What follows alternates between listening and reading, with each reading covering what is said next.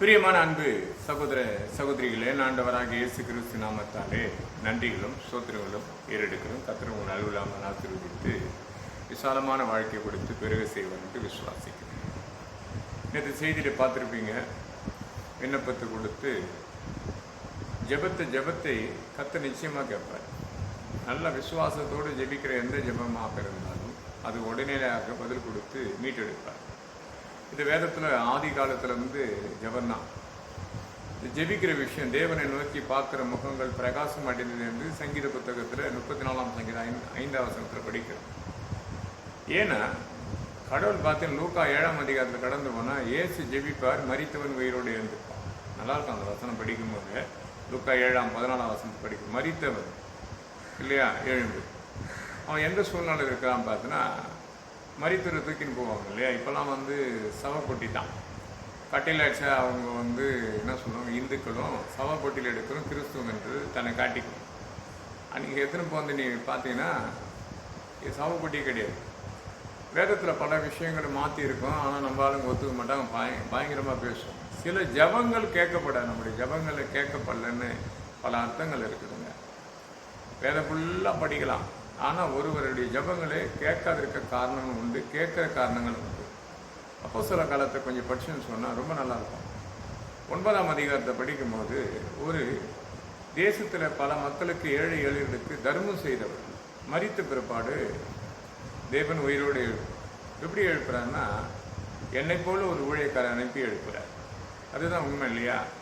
லூக்கா அப்போஸ்தலர் புத்தகத்தில் 9ஆம் அதிகாரத்தை பார்க்கும்போது 36ஆம் வசனத்தில் 40ஆம் வசனைக்கு அந்த வசனம் டிராஃபிக் நல்லாயிருக்கும். அந்த அம்மா என்னவா இருந்தாங்க, எப்படி வியாதிப்பட்டாங்க, அதுக்கப்புறம் மரித்த பிற்பாடு வாசல்படியில் அநேக விதவைகள் உட்காந்து அழுதும் போது சொல்கிறாங்க, அவங்க எல்லாரையும் வெளியே போக சொல்கிறாரு. வெளியே போன பிற்பாடு உள்ளே போய் பேதர் முழங்கால் போட்டு ஜெபிக்கிறாரு. அவர் தப்பித்தால் எழுப்பக்கூடிய ஒரு சூழ்நிலை ஏற்படுத்தி எழுப்புறாங்க, நிற்கிறாங்க, பேசுகிறாங்க, கடந்து போகிறாங்க. இவ்வளோ அழகாக இருக்கும் அந்த வசனம் படிக்கும் போது. இப்படிலாம் ஆண்டவர் நடத்துவார். அப்போ பேதர் வேறு இடத்துல பார்த்தா சிறைசாலைக்குள்ளே கொண்டு போகும்போது தேவதூதர் போய் அவர் விடுவித்து கொண்டு ஒருவருக்கும் தெரியாது. இதெல்லாம் பார்த்தோன்னா பைபிள் ரொம்ப அழகாக இருக்கும். ஆனால் பவுலும் சீலாவும் ஜெபிக்கும் போது ஒரு விஷயம் நடக்கும். அவன் ஜெபிக்கும் போது சிறைசாலைகளுடைய கதவுகள் திறக்கப்பட்டது, அநேக திறக்கப்பட்டு அவங்க தேடை அழியப்படும் போது, நீங்கள் ஒன்றும் கேடு செய்து கொள்ளாது, நாங்கள் எல்லாரும் இங்கே தான் இருக்கிறோன்னா அங்கே இருக்கோம். அழகாக 28ஆம் வசனத்தில் இருக்கும். இந்த வசனத்துக்கு அந்த சைடில் தென் மாவட்ட பகுதியில் ஊழியத்துக்கு போகும்போது இந்த வசனம் எடுக்கும்போது இன்னும் கூட அந்த வசனம் படித்தேன்னா, அப்போஸ்தலர் 16ஆம் அதிகாரத்தில் 28ஆம் உங்களை ஒன்றும் கேடு சொல்லாது, எங்கள் எல்லோரும் இங்கே தான் இருக்குன்னு சொல்லி அந்த வசனம். இதை பார்த்தீங்கன்னா எங்களால் அந்த வசனம் படிக்கும் போதெல்லாம் எனக்கு அந்த செங்கல்பட்டு ஞாபகம் இருக்கும். செங்கல்பட்டு பகுதியில் லெஃப்டில் அந்த ஊர் எனக்கு சரியாக தெரியாது. சென்னையில் இருக்கார் மாரியப்பன் ஒருத்தர் ஊழியக்கார் இருக்கார். அவர் நானெல்லாம் அந்த காலத்தில் அப்படி ஊழியத்துக்கு போன இடம். அது பார்த்தீங்கன்னா பெரிய ஒரு முஸ்லீம் கடந்து அந்த ஜபத்துக்கு விரோதமாகவே செயல்பட்டார். அதுக்கப்புறம் அவர் கால் விழுங்கி போய் மறுநாள் ஒரு மன்னிப்பு கேட்ட நிமித்தமாக டெலிஃபோன் மூலிமா டெலிஃபோன் ஸ்பீடு அப்போ தான். அப்போது எத்தனை வருஷம் பார்த்தங்க. ஏன்னா இந்த அதிகாரத்தை எடுத்தாலும் அங்கே ஞாபகம் வந்துடும். அப்போ ஆண்டவராக இயேசு கிறிஸ்து தன் வாழ்க்கையில் என்னெல்லாம் அற்புதம் செய்து வந்தார். சிலருக்கு செய்யாத காரணங்கள் என்ன? சில விண்ணப்பங்கள் இல்லையா? சில விண்ணப்பம் எவ்வளோ நாள் ஜெபம் பண்ணுறேங்க, எங்களை மட்டும் ஆண்டவர் அப்படி தான் வைத்திருக்கிறார். இது எங்கள் ஃபேமிலியிலும் அதை சொல்ல முடியும். சில விஷயத்தில் தடப்பட்டிருக்கிறத கொடுத்து சொல்லுவாங்க. சில இடத்துல அற்புதம் அடையாளத்தை செய்வார் ஆண்டவர். கொஞ்சம் தாமதம் இல்லையா? தாமதிக்கும், ஆனால் போய் சொல்லாது. பைபிளில் திட்டவட்டமாக இருக்கும். அப்போ நம்மளுடைய பிரச்சனை மேலே பிரச்சனை வளர்ந்து வரும்போது, அப்போ அடுத்த வேலை ஆதாரத்துக்கு கூட குறை வரும்போது நம்ம என்ன பண்ணுறோம்? ஆண்டவர் தானே கேட்க முடியும், அவர்கிட்ட தான் கத்த முடியும். நான் இவ்வளோ பேர் கஷ்டத்தில் இருக்கிறேன், நான் உன்னுடைய வேலை செய்ய வந்திருக்கிறேன், வேலை செய்யறதுக்கு நீங்கள் தேவையற்ற கூலி தருவேன்னு 1 கொரிந்தியர் புத்தகத்தில் 3ஆம் அதிகாரம் 8ஆம் வசனம் சொல்லி, அவன் வேலைக்கு தகுந்த கூலி கொடுக்கணும்னு சொல்லியிருக்கு. ஏன் கொடுக்க மாட்டேற, ஏன் உயர்த்த மாட்டேற அப்படின்னு யாரை கேட்க முடியும்? என்னை அழைத்தவரும் என்னை அழைக்கப்பட்டு இந்த ஊழியத்தை கொடுத்தவர்கிட்ட தான் கேட்க முடியும். சும்மா இருக்கிறவங்களாம் கேட்க முடியுமா? கேட்க முடியாது. அப்போ அத்தனை பேரும் நம்ம எத்தனையோ காரியத்தை கொடுத்து, இன்றைக்கி கூட வேதத்தில் ஒரு வசனத்தை எடுத்து சகாரி 6ஆம் அதிகாரம் 15ஆம் வசனம் எதுன்னா, தூரத்திலிருந்து கூட இருந்து ஆலயத்தை கட்ட போகிறாங்கன்றத ஒரு செய்தி. அதை எனக்கு இன்றைக்கி அநேகர் அனுப்புனேன். என்னை போல் பல ஊழியக்காரங்க ஆலயத்தை கட்டி துவக்கி வச்சுக்க முடிக்காத இருக்காங்க. இன்றைக்கி இந்த வார்த்தை போய் சொல்லும் போது, இந்த வார்த்தை இப்போ அவங்கள்ட்ட சேரும்போது அவங்களுக்கு விசுவாசிக்கப்படுமானா, யாரோ ஒருவர் அவங்க சபை கடந்து போய் என்ன பண்ண போகிறாங்க? அந்த ஆலயத்தை கட்டி முடிக்க போகிறாங்க. நான் பிரசங்கர் எனக்கும் செய்ய போகிறேன். ஆனால் சில விண்ணப்பங்கள் ஏன் கேட்கப்படல? எனக்கு வாசிக்கப்பட்ட விண்ணப்பத்தை பெரிய செய்தி எடுக்க மாட்டேன், சில விண்ணப்பங்கள் கேட்க மாட்டேன். நம்ம ஒரு செய்தி எடுத்து அது புரியுறமே ஜனங்களுக்கு தெரிவிக்கும். அதில் கூட பார்த்தீங்கன்னா திருவள்ளூர் மாவட்டத்தில் ஒரு சகோதரி எப்போவுமே ஏதாவது சொல்லுவாங்க, அவங்க வசனம் தப்பாக போட்டால் கூட எனக்கு அனுப்புவாங்க. அது என்னடான்னா, குதிரை யுத்தத்துக்கு ஆயத்தமாகும் இல்லையா, அப்போது மற்ற விஷயத்து ஒன்று இருக்கு இல்லையா, அதுலேயே அப்போது வெற்றியை யாரால் வரும்? தேவனால் தான் வரும். அதை கொடுத்து சொல்லணும் இல்லையா. அப்போது ஜெயம் கத்ரால் வரும்னு சொல்லி அது ஒரு டாபிக். அது நீதிமொழி 21:31 இருக்குது. நான் படிச்சிடறேன், அது பாருங்கள். ஏன்னா அவங்க சொல்கிறதுக்கு பதில் கொடுக்கறதுக்காக இதை பேசுகிறேன். ஏன்னா நான் சொல்லிவிட்டு அவங்க எப்போவுமே நான் சொன்னால் நீ ஏற்றுக்க மாட்டேன்னு வாங்க. நான் படிக்கிறேன் பாருங்க, ரொம்ப நல்லாயிருக்கும் அந்த வசனம். அதை நீதிமொழி புத்தகம் 21ஆம் அதிகாரம் 31 படிக்கும்போது அது பெஸ்ட்டு ஊழியத்தினுடைய பதில் தான். அந்த பாருங்க, குதிரை யுத்தத்துக்கு ஆயத்தப்படும், ஜெயமோ கர்த்தரால் வரும். இது ஏற்றுக்கொள்ளப்படும். அவன் கேட்டதை ஏற்றுக்கொள்ளப்படும், அதில் ஒன்றும் மாற்றம் கிடையாது. ஏன் ஏற்றுக்கொள்ளப்படும்னா, எனக்கு ஏற்றுக்கொள்ளப்படும். இந்த ஜெயம் என்ற வார்த்தை இல்லை, எத்தனை பேர் ஜெயத்தை கொடுத்து நிறைய சொல்லி கொண்டிருப்பாங்க. ஆனால் இந்த வெற்றிக்கு பலன் என்ன? இந்த வெற்றிக்கு எதை பண்ணால் கிடைக்கும், எதை செய்தால் புரியும். இந்த வெற்றி எப்படி வந்தது? ஒரு சொல்ல இல்லை, சில ஊழியக்காரன், ஐயா இந்த மாதிரி எங்கள் மகன் நல்ல மதிப்பெண் எடுத்தானே, ஆமாம்மா அந்த பிள்ளைக்காக நான் மன்றாடி ஜெபித்த ஜெபத்தை கர்த்தர் கேட்டு வெற்றியை கொடுத்தார். இந்த வெற்றியை தான் கூட கொஞ்சம் சேர்த்தேன். அது எப்பவுமே ஒரு வார்த்தையை சொல்லப்போனால் எப்பவுமே அதிகமாக செயல்படுது. எதுக்குன்னா அவங்களுக்கு போய் உள்ளத்தில் சேரணுன்றதுக்காக சொல்லுவேன். நீங்கள் பார்க்குறீங்கன்னு சொன்னால் இந்த செய்தி ஒரு சிலர் ஒரு டவுட்டு கிட்ட கேட்டால் ஒரு ஊழியக்கார கேட்டு இல்லையா அது கரெக்ட் தான். ஜெயம் என்றது பொதுவாக வந்துடும். ஜபம்ன்றது நம்மளை சொல்லுவாங்க இல்லையா, இந்த கிறிஸ்துவ ஐக்கியத்துக்குள்ள ஒரு ஜபம் பண்ணாத எத்தனை பேர் இருக்கிறாங்க, ஜெபித்து வெற்றி பெறாதவங்க எத்தனை பேர் இருக்கிறாங்க. கண்கள் தெளிவாக இருந்தால் நம்ம ஜபங்கள் கேட்கப்படும். உங்கள் கண்கள் கெட்டதாக இருந்தால் பிடுங்கி போடக்கூடிய சூழ்நிலை வரும் இல்லையா. மனது அப்படி தானே இருக்குது இன்னைக்கு இல்லையா. பாவம் செய்கிற ஆத்மா சாவனுக்கு எத்தனை பேர் செத்து போயிருக்காங்க. ஆனால் உலகத்தில் மனிதனாக வாழ்ந்துருக்கான், ஆத்மா செத்து போய் கிடக்குது. எசேக்கியேல் 18:20 இருக்கும். ஏங்க அந்த ஆத்மா அப்படி இருக்குது? அந்த ஆத்மா எப்படிப்பட்ட ஆத்மா இருக்கும்? ஒரு மனிதனை பார்க்கலாமே, ரொம்ப அழகான மனிதன், தேவனால் தெரிந்து கொள்ளப்பட்ட மனிதன், அவர் ஆடு மேய்த்த மனிதன், அண்ணன் தம்பிங்களை கடைசி மகன் இல்லையா. சாலமோனு பார்க்காத முகத்தை பார்த்து கொண்டு கடவுளை பார்த்து முன்குறித்த மகன். இப்படிப்பட்ட ஒரு விசேஷ மகனுக்கு ஒரு சில இதெல்லாம் இருக்கும் இல்லையா. தாவீதை கொடுத்து பேச நிறைய இருக்குதுங்க. அவர் ஆடுக்கு பின்னால் கடந்து தேவன் தெரிந்து கொள்ளப்பட்டெல்லாம் படிக்கலாம். இந்த ஆடுக்கு பின்ன கடந்து போன அது நீயா இருக்கலாம், நானா இருக்கலாம். இந்த உலகத்தில் நம்ம கடந்து போய் நம்ம தெரிந்து கொள்ளப்படுற சில தவறு பண்ணுவோம். அற்பமான தவறு அது. அந்த சிந்தனையில் செயல்படும். சிலர்லாம் பார்த்தோன்னா, நானே என் வாழ்க்கையில் சில விஷயம்லாம் பார்க்கப்படுமோ, சிலர்லாம் நம்மக்கிட்ட நடந்துக்கிற விதமே ஒரு மாதிரி இருக்கும். ஏன்னா அவங்க அப்படியே ஆக்டிவ்களை அப்படி பண்ணுவாங்க. அப்படியே ஆக்டிவேட் பண்ண ஒரு விஷயம் பார்க்கும்போது நமக்கு கோபம் வரும். நம்ம அவங்கள பார்க்குற விதம் வேறு, அவங்க நம்மளை நினைக்கிற விதம் வேறு. ரெண்டு விஷயம் இருக்கும் இல்லையா. அது மாமிசம் உள்ளே போயிட்டு அது என்ன பண்ணும், கலைக்கும், சிந்தனையே கலைக்கும், நாசப்படுத்திடும். ஏன்னா ஒரு மனிதனுடைய நல்ல ஜப வாழ்க்கையில் தேவன் ராஜாவாக மாற்றி ராஜாவுடைய மகளையே கொடுத்து அவர் ஆசீர்வாதம் உயர்த்தப்படும் போது இதெல்லாம் அழகாக இருக்கும். இப்போ நான் படிக்க போகிற வசனத்தில் நீங்கள் முதல்லேருந்து முடிச்சிங்கன்னா அழகாக இருக்கும். அப்போ ஒரு சில கேள்விகள்லாம் நம்மளே கேட்க வைப்பார் தெரியுமா ஆண்டவர். சில கேள்விகளை சில ஊழியக்காரங்களாம் வந்தாங்க, நம்ம வீட்டுக்கு ஜெபம் பண்ண வராங்கன்னா சில கேள்வி பொதுவாக சொல்லி நிற்பாங்க. நம்ம மனது உள்ள ஊற்றும். நிறைய ஜபங்கள் பண்ணும்போது சிலர்லாம் பார்த்தோன்னா எங்கள் சபையில் எங்களை கொடுத்தே பேசுகிறேன்னுவாங்க சிலர். இங்கே மட்டும் இல்லை, நான் எங்கே பிரசங்கம் பண்ண கடந்து போனாலும் அந்த மாதிரி கேள்விக்கு ஒரு ஆளாகிறேன். இந்த பாஸ்ட் ஒரு சில ஆண்டுகளுக்கு முன்னாடி, ஒரு 15 வருஷத்துக்கு முன்னாடி சென்னையில் பிரசங்கம். அது எங்கே இருக்கு, அந்த இடமே பார்த்தீங்கன்னா ஒரு எப்பவுமே ரத்தம் சிந்தின ஒரு இடம். அதுக்கு பின்னாடி தான் அந்த தேவாலயம். இந்த ஆலயத்தில் பிரசங்கம் பண்ணால் நான் கடந்து போய் நைட் பிரேயர் நான் போய்க்கிறேன். இவர்களை விட்டு வெளியேவான்ற செய்தி எடுத்துருக்கிறேன். புளியந்தோப்பு பகுதியில் இவர்களை விட்டு வெளியேவான்னு செய்தி எடுத்துருக்கிறேன் நைட்டு. அப்போ எப்படி இருக்கும், அண்ணனை பார்த்தீங்கன்னா ஆடு மாடு அறுக்கிற இடம் அது. அந்த பக்கம் சபையில் பிரசங்கம் பண்ணி கொண்டுருக்கிறேன். நானும் பிரசங்கம் பண்ணிட்டு வந்தேன். ஒரு செக் புக்கு கீழே எடுத்து கொடுத்துக்கிறேன். அப்புறம் நான் சொல்கிறேன், எடுத்து சொல்கிறேன் ஃபோன் பண்ணி. அதிகாலையில் இந்த நேரம் இப்பயும் அதிகாலையில் பேசுகிற நேரம் தான் இருக்குது. அப்போது என்னடா சில காரியங்கள் அவங்கள பேசுகிற மாதிரியே பேசி என்ன பண்ணிட்டாங்க, குடும்பத்தில் ஒரு பிரச்சனை வந்துன்னு சொல்லி அதுக்கப்புறம் அவங்க என்னை கூப்பிட்டு கேட்டாங்க, அதுக்கும் சம்மந்தம் இல்லை, என்ன பிரச்சனைன்னு கேட்டால், அவர் தன் தவறில் விழுந்த விஷயத்தை தன் மனைவி என்ன பண்ண, நான் தவறில் வந்த விஷயம் உனக்கு மட்டும் தான் தெரியும், வந்த ஊழியக்காருக்கு எப்படி தெரியும்னு சொன்னவர். அதுக்கப்புறம் இப்போ ஒரு நல்ல ஒரு கவர்மெண்ட் வேலைக்கு போயிட்டாருன்னு வச்சு நல்லா இருக்கிறார். தேவனுடைய காரியம் கொடுத்து சேமமான காரியங்களை கொடுத்து அறியக்கூடியதான் நமக்கு விரோதமான சில ஜபங்கள் கேட்கப்படாத குடும்பத்துக்கும் இல்லை ஊழியத்துக்கும் விரோதமாக செயல்படுற ஒரே ஆவி சில ஆவிகள் அப்படி தான் பண்ணும். பார்க்குறாங்க, சகோதரியாக இருக்கலாம், சகோதரனாக இருக்கலாம், ஆணாக இருக்கலாம், பெண்ணாக இருக்கலாம். மனதுன்றது ஒன்று தானே இல்லையா? நம்ம கண்கள் தெரியும். வேதத்தின் அதிசயங்களை காணும்படி என் கண்களை தர என்று சங்கீதம் 119 18 படிக்கிறோம். அப்போது கண்களை திறந்த அந்த கண் எங்கே பார்க்குது?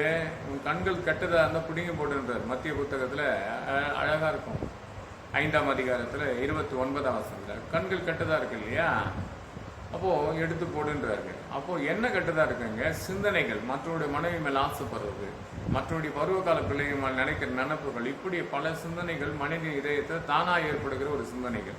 இப்படிப்பட்ட சிந்தனைகள் இருந்தால் எந்த காரியத்தை துவக்கி வந்தாலும் அது தடைப்பட்டிருக்கும். நம்ம ஜெபிப்போம், பலருக்காக ஜெபம் பண்ணுறோம். மற்றவங்களுக்கு பார்த்தா ரொம்ப அழகாக சில வீட்டுங்களில் அற்புதம் நடக்கும், சில வீட்டுங்களில் அற்புதம் நடக்காது. அவங்களுக்கு மட்டும் நடக்குது, இவங்களுக்கு மட்டும் நடக்குது யோசிப்பாங்களே தவிர தன் தவறுலேருந்து வெளியே வர மாட்டாங்க. இவங்க போனால் இவர் போய் ஜெபம் பண்ண அங்கே நடக்கிறாங்கல்ல அது அப்படின்னா அப்படி கிடையாதுங்க. நீ விசுவாசி கொடுமா தேவனுடைய மகிமையை காண்பா. நீ நம்பக்கூடணும் இல்லையா? முதல்ல அதுதான் மார்க் புத்தகத்தில் ரொம்ப அழகாக இருக்கு. யோவான் 11:40 படிக்கும்போது நீ விசுவாசி கூடமா தேவனுடைய மகிமை காண்பா. அப்போ இயேசு வராரு, அங்கே விடுதலை பெற வராரு. இயேசு சொல்லப்படுற வார்த்தையை நிதானமாக கேட்கறது கிடையாதுங்க. அவர் ஆரம்பத்தில் ஒரு கதை சொல்லிப்பார். யோவான் 11:4 அது மரணத்துக்காக தேவனுடைய மகிமைப்படுத்தபடி இப்படிப்பட்ட பிரச்சனை அவனுக்கு வந்திருக்குதுன்னு சொல்லியும் அந்த மாற்றம் என்ன பண்ணுதுங்க? கண்ணீர் அடிக்குது, ஓடுது. அந்த கல்லறத்தில் போய் நிற்கும் போது சொல்கிறார், நீ விசுவாசிக்க கூடமா தேவனுடைய மகிமை காண்பாய் சொல்லி கொடுக்குமே லாசரை வெளியே வாண்டார், மீட்டு எடுத்து கையில் கொடுக்குறாரு. நம்ம ஜெபித்தே அங்கே நடக்க மாட்டேங்குது. அந்த அதிகாரத்தை நமக்கு கொடுத்துருக்க ஆண்டவர் மத்திய புத்தகத்தில் 10ஆம் அதிகாரத்தில் 8ஆம் வசனம் படிக்கப்படும் போது அழகாக அதிகாரத்தை கொடுத்துருக்க. சகலத்தை விரட்டி அடிக்கக்கூடிய அதிகாரம் இயேசு நாமத்துக்கு வல்லமை உண்டல்ல, நமக்கு ஏன் கேட்கல? நிறைய சில ஜபங்கள்லாம் இப்படி இப்போ சிலர் யோசிப்பாங்க, எப்படிங்க எல்லாருக்கும் நல்லா அற்புதம் தானே செஞ்சுருக்கிறாரு, வேதத்தில் ஒருவருடைய ஜபத்தை கேட்காமல் தாமதிக்கிறாங்க. தாமதிக்கலை, சொன்னபடி நடக்குது. சிந்தனைகள் செயல்கள் தேவன் தூரத்து நினைவுகளாக இருந்த கர்த்தர்கள் இல்லையா? இன்னைக்கு நிறைய ஊழியக்காரை பார்க்கலாம், தன் சுயநலமாக பல விஷயங்களை உயர்ந்திருப்பாங்க. அப்போ அந்த உயர்ந்திருக்கிறவங்களாம் குறை சொல்ல வரல, உயர்ந்திருக்க பல இது இருக்கும். அவங்க பிள்ளைங்க வேலைக்கு போவாங்க, மங்க வேலைக்கு போவாங்க, இல்லை தனிப்பட்ட அவங்க பர்சனலாக இருக்கிற பணமே அவங்களை உயர்த்தி வச்சிருக்கலாம், இல்லை அந்த சபை வளர்ச்சி நிமித்தமாக அவங்க காணிக்க தசமாதில் உயர்ந்திருக்கலாம். இப்படி வளர்ச்சி அடைகிறதெல்லாம் உண்டு, அது குறை கிடையாது. ஆனால் அவருக்குள்ள நான் சொல்ற ஒரு மனிதனத்தில் ஒரு காரியம் நடந்தது. அந்த அம்மா அன்னைக்கு சொல்லப்பட்ட வார்த்தையை தான் புதிய ஏற்பாட்டில் படிக்கப்படும் போது 1ஆம் அதிகாரம் படிக்கும் போது, மத்திய 1ஆம் அதிகாரம் படிக்கும் போது அவங்க சொன்ன நாத்தான் என்று தீர்க்கதரிசி சொல்லப்பட்ட வார்த்தை இங்கே இருந்தது. அப்போ உரியாவு என்று ஒரு மனுஷன் உண்டு. அந்த உரியாவு என்ற மனுஷனுக்கு அழகான ஒரு மனைவி உண்டு. ஆண்டவர் பார்த்தீங்கன்னா பைபிளில் நிறைய விஷயம் இருக்கும். தாவீதுக்கு வீடு கிடையாது. அப்போ வீடு கேட்குறான். 2 நாளாக நினைக்கிறேன், 7ஆம் 29ஆம் வசனம், தேவன் வீடு கட்டி கொடுக்குறாரு.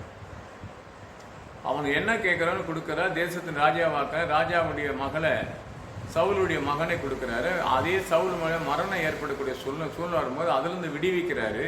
மரணத்திலேருந்து விடுவிக்கிற கர்த்தர் மகளை கொடுத்து தனிமையாக இருப்பது நல்லதுல துணையை கொடுத்து வாழ்க்கை கொடுத்து புனிதப்படுத்தியிருந்தாலும் தன்னை அறியாமல் செய்வதில்லை. ஆசை பாசம் இதயத்தை நாசப்படுத்திடுமா. உலகத்தில் இருக்கிற மொத்த ஆசை எங்கே இருக்குதான்? தாவீது இதயத்தில் இருக்குது. ஆடு மேய்த்திருந்தான் இல்லையா? அந்த உலகத்தை எத்தனை வாட்டி சிலதான் பார்த்தீங்கன்னா இந்த வறுமையிலேருந்து தேவன் தெரிந்து கொள்ளப்படுகிற எண்ணங்கள்லாம் நிறையா இருக்கும். ஒரு காலத்தில் மனதில் நினைத்து கொண்டு ஓடி இந்த ஓட்டங்கள்லாம் முடியாதுன்னு நினைக்கிற காலத்தில் தேவனாகி ஆண்டவராக இயேசு கிறிஸ்து ஏற்றுக்கொள்ளப்பட்ட பிறகு உயர்ந்த இடத்துக்கு போகும்போது முதல் சிந்தையே இதுதான்.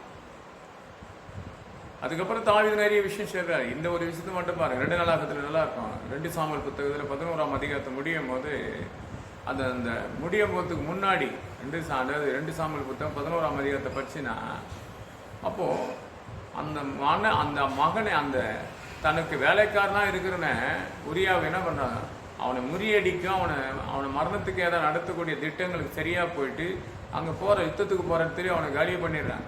அது காலி பண்ணிட்டு ஒன்றையும் தெரியாத மாதிரி வந்து அதை காணக்கூடிய காரியத்தை தேவன் ஏற்படுத்தினார். கர்த்தர் நமக்கு செய்கிற நன்மைகள் பெரிதான காரியங்கள் இருக்கும். அப்போ அதை அறியத்தக்க நம்ம எப்படி இருப்போம், நம்ம எப்படி புரிய முடியும். அப்போது தாவீதுக்கு உரியாவின் மனைவியில் ஆசைப்படும் போது அந்த ஆசைப்பட்ட மகளை எப்படி கண்டடிக்க போறாரு, எப்படி பிடிக்கணும்? அப்போ என்ன இருக்குது, உரியாவை மரணத்துக்கு ஏதாவது நடத்தினா தான் இங்க இந்த தவறை ஒரு ஆடை பத்தி நாத்தான் ஒரு அழகான ஒரு கதை சொல்லுவாரு. அந்த கதைக்கு அவர் பதில் கொடுப்பாருங்க. இப்படிப்பட்ட தவறு அவர் பண்ணார். நீங்க படிச்சு பாருங்க 2 சாமுவேல் புத்தகத்தை 12ஆம் அதிகாரத்தை படிச்சீங்கன்னு சொன்னீங்க, நல்லா அழகா இருக்கும். அப்போ என்ன பதில் கொடுக்குறாருன்னு சொன்னா தெளிவாக திட்டமாக கொடுக்குறாரு. அப்போ அவன் சொல்ற அந்த ஆடு ஒரு இல்லாதவங்க கிட்ட இருந்து ஒரு ஆடு இருந்தது, இருக்கப்பட்டவங்க எடுத்துக்கொண்டாங்க. நான் புரியுற மாதிரி நீங்க படிச்சுன புரிஞ்சிடும். அப்போ அந்த ஆடு எடுத்து நாசமாகவே, நான் யார் இப்படி பண்ணா, அவனை விடக்கூடாது, 4 திருப்பி கொடுக்கணும் போது அந்த கதையை சொல்லி முடிக்கும் போது அது நீதான் என்று நாத்தான் தீர்க்கதரிசனமா உரையப்பட்ட வார்த்தையின்படி சொல்லும் போது, உன்னை எதுவும் பண்ண மாட்டான், ஆனால் உனக்கு பிறக்கிற பிள்ளைகளுக்கு இப்படி நடக்குன்ற ஒரு செய்தி அங்கதான் வருது. வேதம் ரொம்ப அழகா இருக்குங்க. 2 சாமுவேல் புத்தகத்தை 12ஆம் அதிகாரம் 9ஆம் வசனம் படிச்சுன்னு சொல்லி, ஏன் விண்ணப்பம் தாவீது விண்ணப்பத்தை கேட்கலன்னா, அவன் செய்த நிமித்தமாக அவனை தொடர்ந்து பிடிக்குது பிசாசு இல்லையா? சிலது பாவத்துக்கு நம்ம தண்டனை அனுபவிச்சுதானே ஆகணும். அதை தான் சொன்னேன் நான் உங்களுக்கு. எசேக்கியேல் 18:20 வாசித்து போனேன். பாவம் செய்கிற ஆத்துமா சாவும். இன்னைக்கு எத்தனை ஊழியக்காரா இருக்கலாம், இல்லை விசுவாசியா இருக்கலாம், இல்லை இதை பார்க்குற யாராக இருக்கலாம், ஏதோ ஒரு பாவத்தை நம்ம உள்ள ஆயத்தமாக வச்சிருந்தோம்னா நம்ம எடுக்கிற காரியமே தோல்வியடி தான் போகும். நீ எந்த காரியம் எடுத்தாலும் தோல்வி தான், வெற்றி கிடையாது. காரணம், தன் செய்த தவறுக்கு தொடர்ந்து வரும் இல்லையா? அது நல்லா இருக்கும். அது 1 தீமோத்தேயு 5:24 இருக்கும் இல்லையா? என்னாங்க புத்தகத்தில் 32ஆம் அதிகாரம் 23ஆம் வசனம் இதான் இருக்கும். அப்போ உரையப்பட்ட வார்த்தையின்படி தொடர்ந்து நம்மளை பிடிக்கக்கூடிய காரணங்கள் என்ன, ஏன் பிடிக்குது? அப்போ தேவன் ஒரு சில விஷயத்துல இருந்து அவன் என்ன பண்றான், தவறுகளுக்கு ராஜா அவனை போய் பதில் கொடுப்பான். யாருங்க அது, 4 திருப்பி கொடுக்கலாம், விடக்கூடாதுன்னு சொன்ன, அது நீ தான்றாரு. ஒரு கதையா சொல்றாரு, ஒரு ஆடுகளை கொடுத்து கதையா சொல்லி முடிக்கும் போது, அப்போ உரியாவின் மனைவியை நீ ஏமாத்துந்தோ இல்லை உரியாவை மரணத்துக்கு ஏதாவது நடத்து அவன் மனைவி ஆக்கி கொண்ட விஷயத்தை அவன் சொல்லும் போது நாத்தான் அவருக்குள்ள ஒரு பயம் வருது.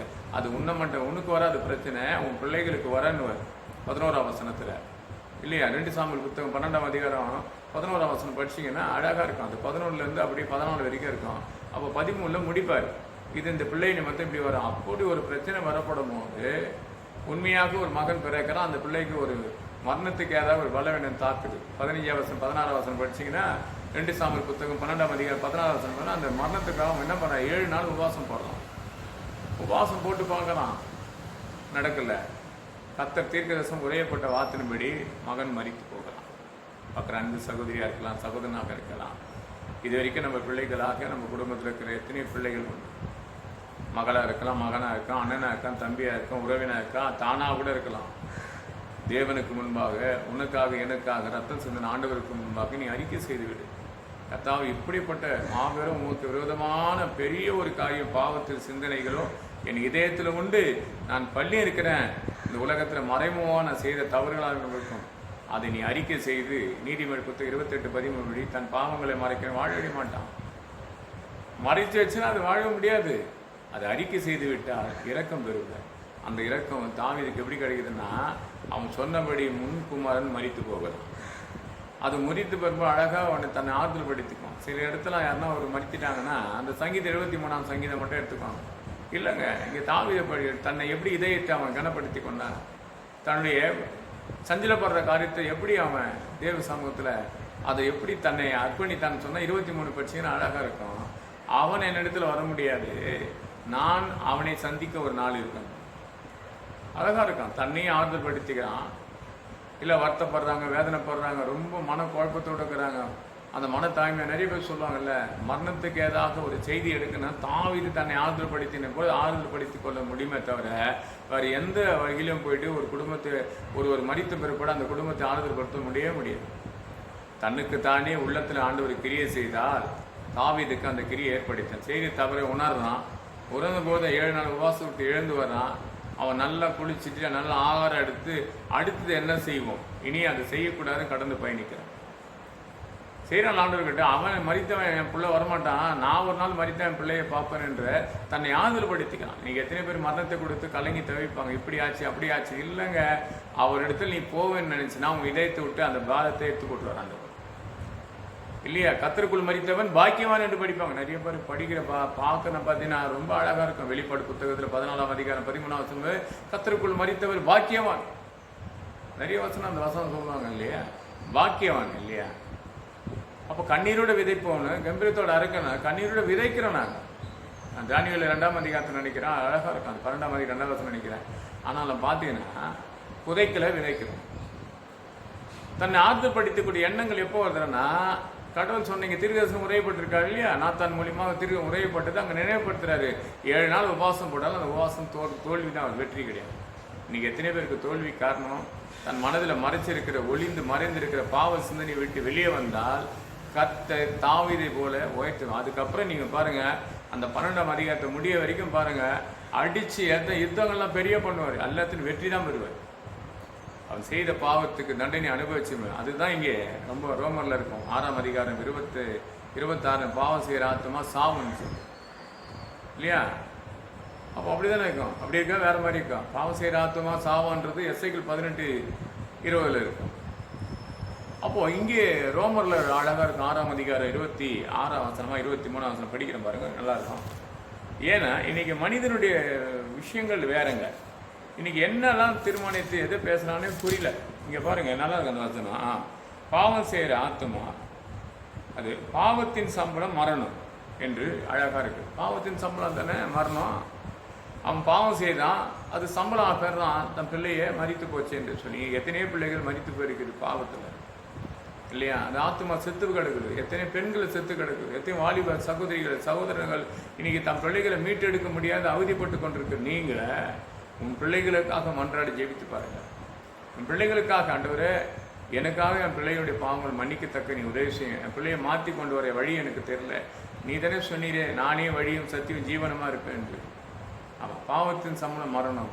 இந்த ஆத்மா செத்து உலாவி கொண்டிருக்கிற எத்தனையோ வாலிபர் சகோதரிகள் குடும்பத்தில் எத்தனையோ பெரியவர்களாக இருப்பாங்க, சில பாவமான தவறுகளில் விழுந்து கிடப்பாங்க. அதெல்லாம் விட்டு விலகதான். உங்கள் மகளாக இருக்கலாம், மகனாக இருக்கலாம், கணவராக இருக்கலாம், மனைவியாக இருக்கலாம், அவங்க யாராக இருந்தாலும் சரி விட்டுட்டு வரணும்னு சொன்னால் நீங்கள் விட்டாதான் இந்த தேசத்தில் ஒரு மகிமையாக கத்தரை எடுத்து உயர்த்து பார்ப்பார். இரவு கூட பார்த்தோன்னா ஒரு விஷயத்தை பற்றி நான் பேசுகிறேன் பிள்ளைகளோடு. எப்படி சுற்றி பார்த்தாலும் நமக்கு சுற்றி என்ன இருக்குதான் இல்லையா? அன்றைக்கி வாசித்தேன் இல்லையா, ஓசியா புத்தகத்தில் ரொம்ப அழகாக இருக்கும். 2ஆம் அதிகாரம், எந்த பக்கம் கடந்து போகாத முள்வெளி நமக்கு எதிர்ப்பாக இருக்குது. அப்போது இல்லையா? அப்போது எத்தனை காரியங்கள் பார்த்தாலும் நம்ம எழுந்து போக முடியாத மதில் தான் இருக்குது. அந்த மதிலை இடித்து போடனா ஆண்டவராக இயேசு கிறிஸ்து வந்தால் தான் அந்த மதில் இடிந்து போகும். அப்போ பாவத்தை நம்ம பாரமான அந்த பாவத்தை எடுத்து போடணும். நீங்கள் அப்போஸ்தலர் புத்தகத்தை படித்து பாருங்கள், 24ஆம் அதிகாரத்தை ரொம்ப நாளாக 27ஆம் அதிகாரத்தை படித்து பாருங்கள், அதில் 35, 36 படித்து பாருங்கள். அந்த கடலுக்குள்ளே இருக்கிற பாரமான காரியம்லாம் எடுத்து அவங்க என்ன பண்ணுறாங்க, கடலுக்குள்ளேயே போடுறாங்க. கப்பலுக்கு ஒரு பாரத்தை எடுத்து கடலுக்குள்ளே போடுறாங்க. இதுதான் மிகா 7:19 மறுபடியும் ஒரு வீசேரும் உன் பாவத்தின் அக்கிரமத்தை சமுத்திரத்தின் ஆழத்தில் போடுவென்ற. உன் பாவத்தின் அக்கிரமத்தை சமுத்திர ஆழத்தை நீ ஒப்பு கொடுத்தால் உங்களை அலுவலாமல் கத்திர ஆசீர்வதித்து பெருக கத்திர இந்த வார்த்தையில் ஆசீர்வதிப்பதாக. ஜெபிப்போமா? என் அன்பால் நேசிக்க நல்ல பிதாவின் கிருபைக்காக சோதரிக்கிறோம், வல்லமைக்காக துதிக்கிறோம். சகலத்தை புதியமாக பெரிய ரேஷன் பிதா. ஆமாம் ஆமாம்.